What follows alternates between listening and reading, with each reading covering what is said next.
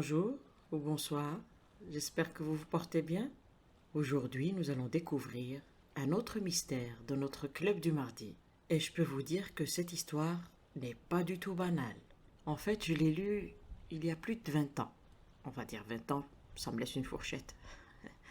Et elle m'a vraiment marqué. Non seulement l'histoire elle-même est intéressante, mais elle pourrait facilement passer pour une leçon de criminologie. Alors sans plus tarder, on va commencer. L'histoire s'intitule Motif contre occasion. Ce soir-là, M. Petrick s'éclaircit la voix, un peu plus longuement que d'habitude. C'était à lui de prendre la parole.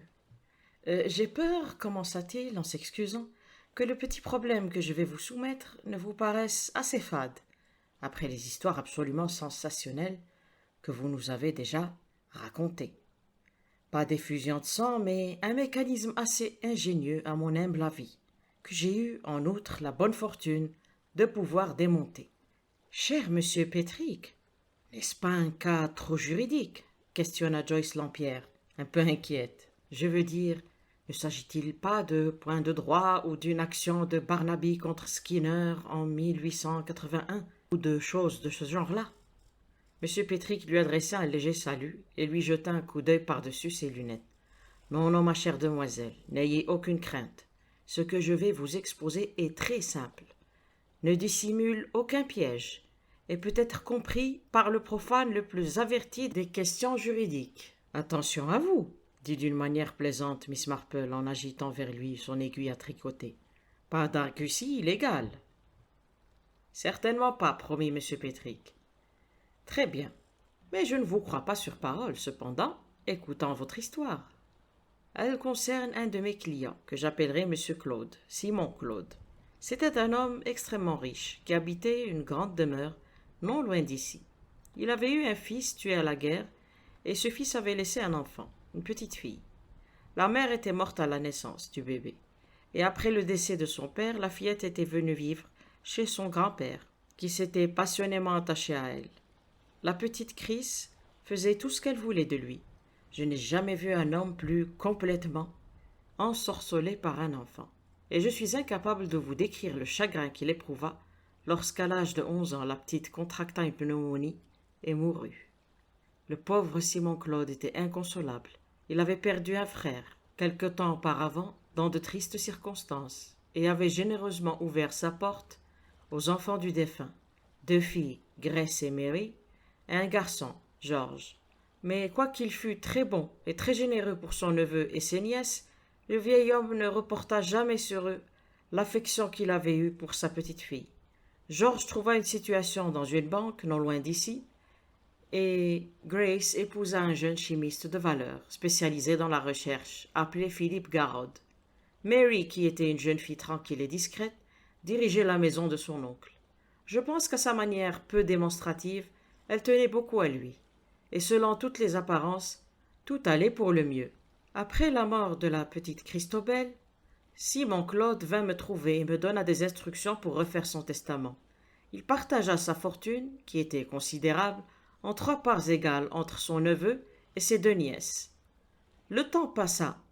Un jour, je rencontrai par hasard Georges Claude et je lui demandai des nouvelles de son oncle, que je n'avais pas vu depuis un certain temps. À ma grande surprise, le visage de mon interlocuteur se rembrunit. « Je voudrais que vous puissiez rendre un peu de bon sens à l'oncle Simon, » me répondit-il avec tristesse. Son honnête figure paraissait toute chavirée. Le spiritisme lui fait de plus en plus perdre la tête. « Comment cela ?» m'écriai-je très étonné. Alors il me raconta toute l'histoire. Simon Claude avait fait la connaissance d'une Américaine, Madame Eurydice Sprague, alors qu'il commençait à s'intéresser à l'occultisme. Cette femme était un médium et elle avait pris un immense ascendant sur son esprit.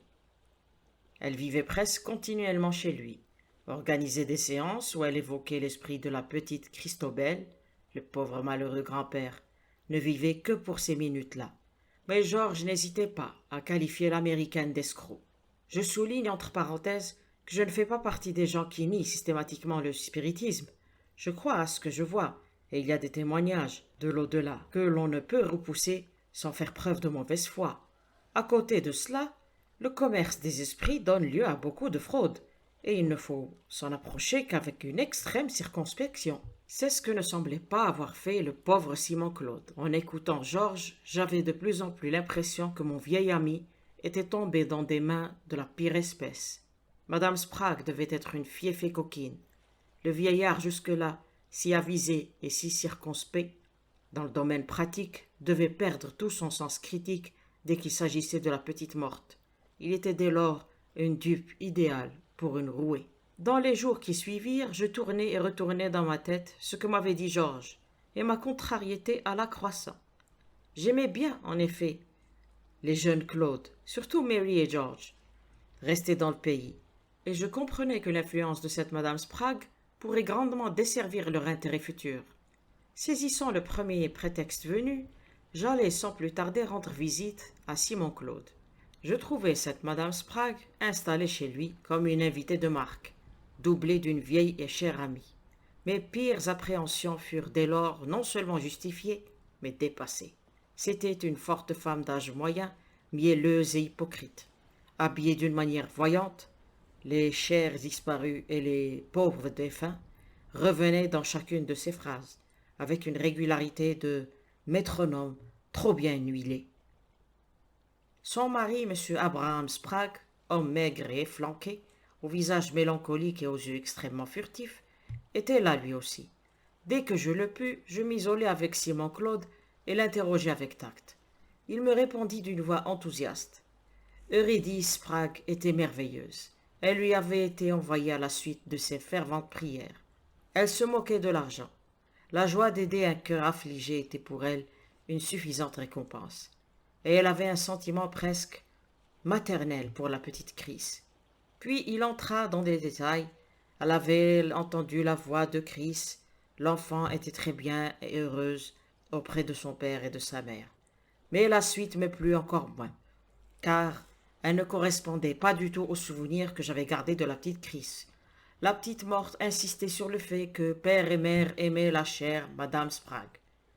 Mais bien entendu, vous vous moquez de moi, Patrick, remarqua tout à coup mon pauvre malheureux ami. Pas du tout, pas du tout. Je ne me moque pas de vous et j'accepte sans hésiter le témoignage de la plupart des hommes sérieux qui ont écrit sur ce sujet, encore si mal connu. Je suis prêt, voyez-vous, à accorder toute ma confiance aux médiums recommandés par eux. Je suppose que c'est le cas pour cette Madame Sprague, et qu'elle présente toutes les garanties souhaitables. Simon entama alors le panégyrique d'Eurydice Sprague. C'était le ciel qui lui avait envoyé. Il était entré en contact avec elle dans la ville d'Eau, où ils avaient passé 2 mois au cours de l'été. Et cette rencontre avait donné des résultats extraordinaires. Je le quittai très mécontent. Mes pires craintes s'étaient justifiées. Mais je ne voyais pas très bien ce que je pouvais faire. Après avoir longtemps réfléchi, je me décidai à écrire à Philippe Garrod, le mari de Grace, l'aîné des petites Claude. Je lui exposai la situation avec le plus de tact possible, naturellement, et en pesant mes mots avec soin. Je soulignai le danger représenté par une telle femme si elle prenait de l'ascendant sur l'esprit de M. Claude, et je suggérai que mon vieil ami soit orienté vers des cercles de spiritisme, en quelque sorte officiels, dont la réputation était sans tache. Je pensais que Philippe Garrod pourrait arranger facilement cela. De fait, il réagit aussitôt avec vigueur. Il se rendit compte, ce que je n'avais pas vu, que Simon Claude était dans un état de santé très précaire, et en homme pratique, il n'entendit pas laisser dépouiller sa femme et ses beaux-frères et belles-sœurs d'un héritage auquel ils avaient légitimement droit. Il arriva chez son oncle la semaine suivante, amenant avec lui un invité qui n'était rien d'autre que le célèbre professeur Longman. Longman est un très grand savant, dont la collision avec le spiritisme ne peut inspirer que le plus grand respect. Outre ses connaissances et sa compétence dans ce domaine, c'est un homme droit et intègre. Le résultat de cette visite fut loin d'être celui que nous attendions. Longman n'avait pas dit grand-chose au cours de son séjour. 2 séances de spiritisme avaient eu lieu en sa présence dans des conditions que j'ignore, et le professeur ne fit aucun commentaire. Mais dès qu'il fut parti, il écrivit une lettre à Philippe Garrod. Il y admettait qu'il n'avait pu prendre Madame Sprague sur le fait et qu'il ne pouvait l'accuser formellement de fraude. Mais à son avis, les phénomènes observés n'étaient pas authentiques. Monsieur Garrod était libre de montrer cette lettre à son oncle s'il le jugeait opportun, ajouta-t-il. Et il proposait de mettre monsieur Claude en rapport avec un médium d'une intégrité absolue. Philippe Garrod porta aussitôt la lettre de Longman à Simon, qui entra, contrairement à toute attente, dans une terrible colère. On avait ourdi un complot pour discréditer madame Sprague, qui était une sainte. Elle l'avait déjà prévenue de l'âpre jalousie dont elle était environnée dans le pays. Il souligna que Longman était obligé de convenir qu'il n'avait pu découvrir de fraude. Eurydice Sprague était venue vers lui à l'heure la plus sombre de son existence. Elle l'avait consolé, et il était prêt à prendre fait et cause pour elle, même s'il devait pour cela se fâcher avec toute sa famille. Elle comptait pour lui beaucoup plus que n'importe qui d'autre au monde. Et pour finir, Simon pria Philippe Garrod de ne plus mettre les pieds chez lui. Mais à la suite de cette colère, la santé du vieil homme s'altéra rapidement. Il avait gardé le lit presque tout le mois précédent. Et désormais, il parut condamné à l'invalidité complète jusqu'à la fin de ses jours. 2 jours après le départ de Philippe, je reçus un appel urgent et je m'empressai d'accourir au chevet du malade, qui me donna tout de suite l'impression d'être au plus mal. Il suffoquait littéralement. « C'est la fin, halta-t-il. Je le sens. Ne me dites pas le contraire, Patrick. Mais avant de mourir, je veux accomplir mon devoir à l'égard de la seule créature qui a fait pour moi ce que n'importe qui d'autre au monde. Je veux refaire mon testament. » « Très facile, mon cher. Donnez-moi vos instructions, je rédigerai le texte et je vous renverrai. »« Non, je peux passer cette nuit. J'ai mis par écrit mes dernières volontés, vous allez me dire immédiatement si ça va bien. » Il tâtonna sous son oreiller et en retira une feuille de papier froissée sur laquelle il avait griffonné quelques lignes au crayon. C'était on ne peut plus clair et simple. Il laissait 5000 livres à chacune de ses nièces et à son neveu, et tout le reste de sa fortune, qui était considérable, comme je vous l'ai indiqué, à Eurydice Sprague, en témoignage de gratitude et d'admiration. Que faire? On ne pouvait invoquer la sénilité. Simon Claude était aussi sain d'esprit que n'importe qui. Alors, la partie était perdue, injustement perdue, par la faute d'une odieuse intrigante. Claude sonna et 2 domestiques arrivèrent aussitôt. La gouvernante Emma Garnit, une grande femme énergique, qui était à son service depuis des années et qui le soignait avec le plus grand dévouement, et la cuisinière, une accorte fille d'une 30aine d'années. « Je désire que vous me serviez de témoin pour mon testament, dit-il, dans un souffle. Emma, faites-moi passer mon stylo. »« Non, pas le tiroir de gauche, » s'irrita le malade. « Vous savez bien que je le mets toujours à droite. »« Non, il est là, monsieur, » répliqua Emma en le sortant et en le lui montrant.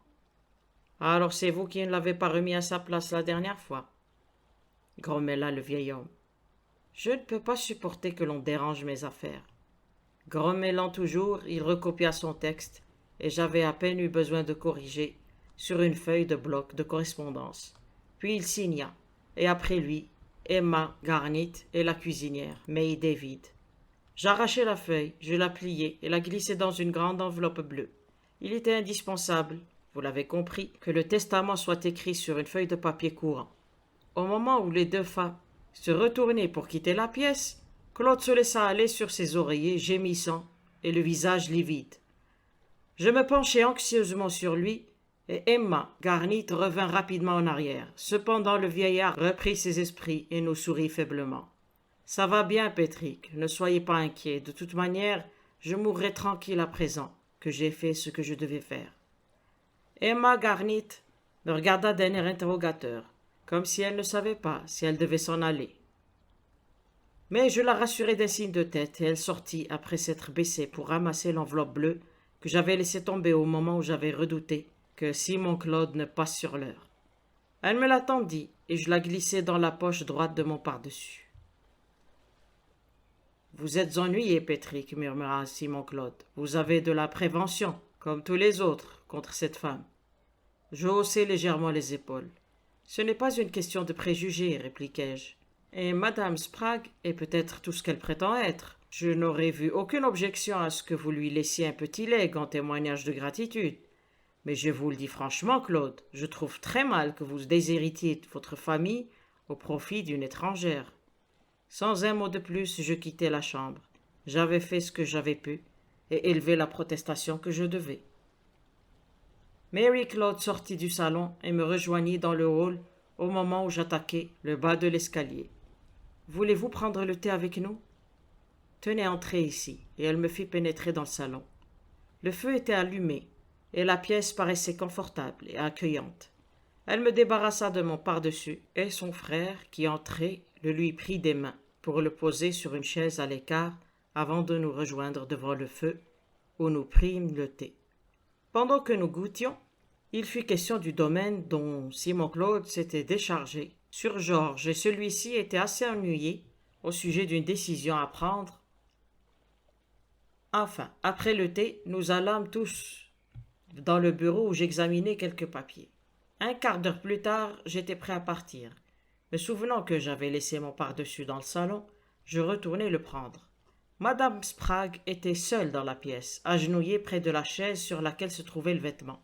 Elle paraissait arranger avec un soin superflu la housse en cretonne du siège.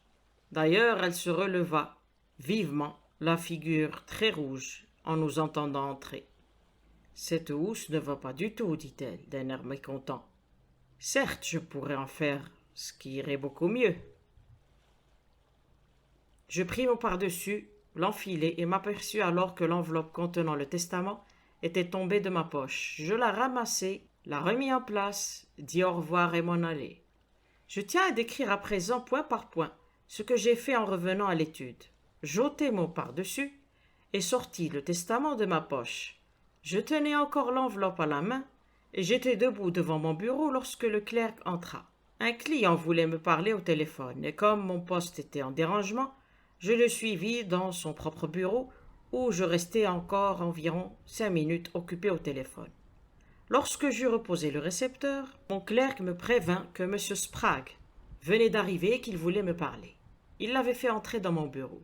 Je trouvai ce monsieur assis devant ma table bureau. Il se leva et me salua d'une manière onctueuse avant de se lancer dans un discours filandreux qui était une justification maladroite de leur comportement à sa femme et à lui. Il avait peur de ce que les gens pouvaient dire, etc., etc. Son épouse était connue depuis sa petite enfance pour la pureté de son cœur et de ses mobiles, etc., etc.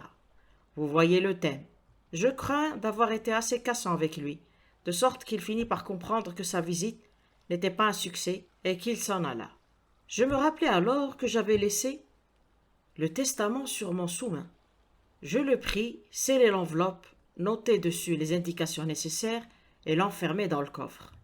J'en arrive à présent au point crucial de mon histoire. Monsieur Simon Claude mourut 2 mois plus tard. Je ne vais pas entrer dans les explications sans fin, et je vous dirai simplement ceci. Lorsque l'enveloppe scellée contenant le testament fut ouverte, elle ne contenait qu'une feuille de papier blanc. Il s'arrêta, regarda les uns après les autres les visages intéressés de ses amis en cercle autour de lui. Lui-même sourit avec un certain plaisir. Vous vous rendez bien compte, n'est-ce pas? Pendant 2 mois, cette enveloppe était restée dans mon coffre. Il n'avait plus été possible d'y toucher à partir de ce moment-là. Et auparavant, il s'était écoulé un délai très court entre le moment où le testament avait été signé et celui où j'avais enfermé l'enveloppe scellée dans le coffre. Qui avait eu l'occasion d'agir et à quel mobile cette personne avait-elle obéi? Je vous résume rapidement les points essentiels de l'affaire. Monsieur Claude signe le testament que je place dans une enveloppe. Jusqu'ici tout va bien. Ensuite, je glisse l'enveloppe dans la poche droite de mon pardessus. J'enlève ce vêtement à la demande de Mary. George le prend pour aller le poser au bout du salon, sans que je cesse une seconde de le regarder. Pendant que je suis dans le bureau, Madame Eurydice Sprague a eu tout le temps de prendre le testament et de le lire. Et le fait de retrouver l'enveloppe par terre semble prouver qu'elle l'a fait. Mais nous en arrivons là à un point curieux. Elle avait l'occasion de substituer au testament une feuille blanche, mais aucun motif pour le faire.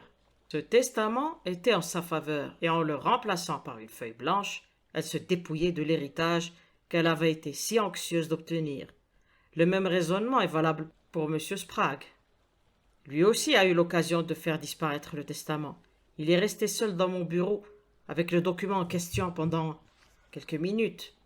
Mais une fois encore, ce n'était pas dans son intérêt d'agir ainsi. Nous nous trouvons donc en face de ce curieux problème. Les deux personnes qui ont eu l'occasion de remplacer le testament par une feuille de papier blanc n'avaient pas de motif pour le faire. Et les deux personnes qui avaient un motif n'ont pas eu l'occasion de le faire. Je ne veux pas non plus laver la gouvernante, Emma, de tout soupçon. Elle était toute dévouée à son jeune maître et à Mary, et elle détestait les Sprague. J'étais certain qu'elle n'aurait pas hésité à accomplir cette substitution, si elle y avait pensé. Mais quoiqu'elle ait réellement tenu l'enveloppe lorsqu'elle l'a ramassée pour me la rendre, elle n'a certainement pas pu, sous mes yeux et ceux du malade, moins à redouter que moi je l'admets, de substituer une feuille à une autre, ni même une enveloppe à une autre, comme un prestidigitateur, ce dont elle était au surplus bien incapable, parce que j'avais apporté moi-même l'enveloppe en question et que personne n'aurait pu avoir une autre toute semblable instantanément à sa disposition. Il regarda son auditoire en lui adressant un léger salut. Voilà donc mon petit problème, que je vous ai clairement exposé. Je l'espère. Je serais à présent curieux de connaître le point de vue de chacun de vous. Miss Marple, à l'étonnement général, se laissa aller un petit rire prolongé, fort insolite. Quelque chose semblait beaucoup l'amuser. « Qu'est-ce qu'il y a, tante Jane? Ne pouvons-nous partager votre plaisanterie ?» demanda Raymond. « Je pensais au petit Tommy Simmons, un méchant petit diable. Je le crains. Mais bien amusant parfois. Vous savez, un de ces enfants au visage de chérubin toujours prêt à faire une polissonnerie. Je pensais donc à ce qu'il a dit la semaine dernière à l'école du dimanche. Mademoiselle, dites-vous, le jaune des œufs est blanc ou le jaune des œufs sont blancs. Et Miss Durston lui expliqua que l'on pouvait dire les jaunes des œufs sont blancs ou le jaune d'œuf est blanc. Et ce petit diable répliqua eh bien, moi, je dirais plutôt que le jaune d'œuf est jaune. Très vilain de sa part. Mais aussi vieux que le monde, je connaissais cette attrape-nigaud déjà lorsque j'étais enfant. Très drôle, ma chère tante, admit Raymond condescendant, mais cela n'a sûrement rien à voir avec la très intéressante histoire que vient de nous raconter M. Pétrick. Oh, mais si, la remarque de Tommy était une attrape, et l'histoire de M. Pétrick est aussi une attrape. Tout à fait digne d'un homme de loi. Ah, mon cher vieil ami, dit-elle en le menaçant du doigt. Je me demande si vous savez vraiment ce qui s'est passé, répliqua le vieil homme, en lui lançant un clin d'œil. Miss Marple, sans se troubler, écrivit quelques mots sur une feuille de papier, la plia et la lui tendit. M. Pétrick la déplia, la lut et la regarda d'un air approbateur. « Ma chère amie, dit-il, y a-t-il quelque chose que vous ne sachiez pas ?»« Enfant, je connaissais déjà ce genre de piège, je l'ai utilisé, » répéta-t-elle énigmatique. « Je ne vois pas du tout, avoua Sir Henry. Et je suis sûr que M. Pétrick a quelque habile tour de passe-passe dans sa manche. »« Pas du tout, pas du tout. Je vous ai posé un problème qui ne dissimule aucun traquenard. Ne vous laissez pas impressionner par Miss Marple, qui a sa propre manière de voir les choses. »« Nous devrions être capables de découvrir la vérité, » déclara Raymond West d'un ton un peu vexé. « Les faits paraissent tout à fait clairs. 5 personnes ont vraiment eu la possibilité d'avoir cette enveloppe entre les mains. Les Sprague auraient certes pu faire la substitution, mais il est tout à fait évident qu'ils ne l'ont pas faite.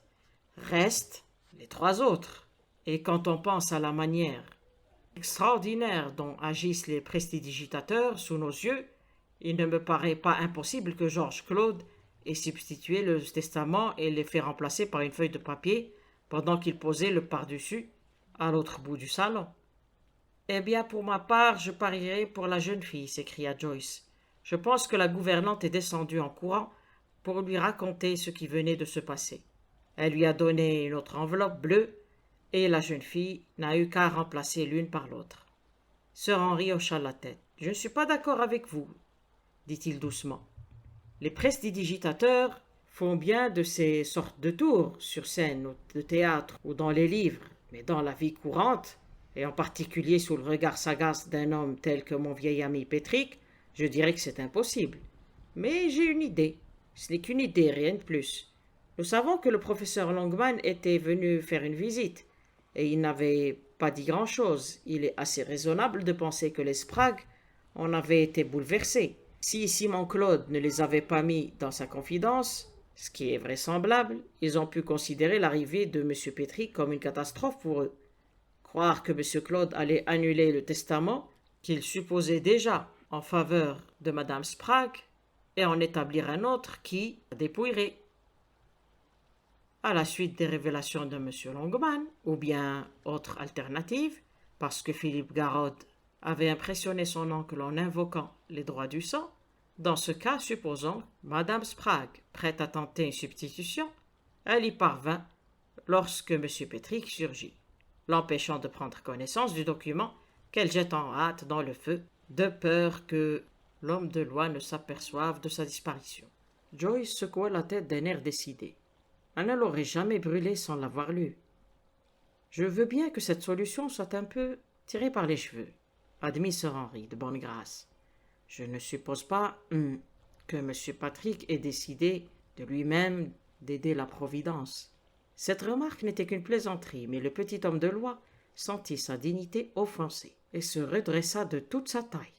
Suggestion tout à fait déplacée, dit-il non sans âpreté. Et quel est l'avis du docteur Pender, sans qui Sir Henry? J'avoue que je n'y vois pas très clair. Il me semble que la substitution a pu être faite par Madame Sprague ou son mari, pour la raison qu'a avancée Sir Henry. Si elle n'avait pas pu lire le testament avant le départ de M. Petrick, elle s'est trouvée embarrassée ensuite pour le restituer, puisqu'elle ne pouvait avouer son indélicatesse. Peut-être l'avait-elle placé dans les papiers de M. Claude, en se disant qu'on l'y retrouverait après sa mort. Mais justement, pourquoi ne l'y a-t-on pas retrouvé? Voilà ce que je ne sais pas. Peut-être c'est une simple supposition. Emma Garnett, par affection pour ses maîtres, l'a délibérément détruit. La solution du docteur Pender me paraît la meilleure de toutes, s'écria Joyce. Est-ce vrai, monsieur Petrick? L'homme de loi secoua la tête. Je reprends mon récit là où je l'avais interrompu. J'ai été absolument confondu et aussi désorienté que vous, convaincu que je ne connaîtrai jamais la vérité lorsque je l'appris, et de la manière la plus inattendue qui soit. J'allai à Londres et dîner avec Philippe Garrod, environ un mois après l'ouverture de la fameuse enveloppe, et au cours de la soirée, il me raconta une histoire qu'il avait récemment entendue. C'est confidentiel, bien entendu, Petrick. Comptez sur moi, répliquai-je. Un de mes amis, commença-t-il, redoutait que l'un des siens soit lésé par un parent au profit d'une personne absolument indigne. Mon ami n'est peut-être pas très scrupuleux, je le crains. Bref, il y avait dans la maison de son parent une servante très dévouée à ce que j'appellerais les intérêts légitimes. Mon ami lui donna des instructions extrêmement simples. Après lui avoir remis un stylo, elle devait le mettre dans un des tiroirs du bureau, où son parent avait l'habitude de placer lui-même son propre stylo. Si son maître lui demandait de lui servir de témoin, et de lui faire passer son stylo pour écrire, elle devrait lui donner non le sien, mais celui qui en était l'exacte réplique. Elle n'avait rien d'autre à faire, et comme c'est la créature la plus dévouée qui soit, elle observa fidèlement ses instructions. Philippe Garrod se tut brusquement et me demanda. « J'espère que je ne vous ennuie pas, Petrick. »« Pas du tout, répliquai-je, je suis au contraire énormément intéressé. » Nos yeux se croisèrent.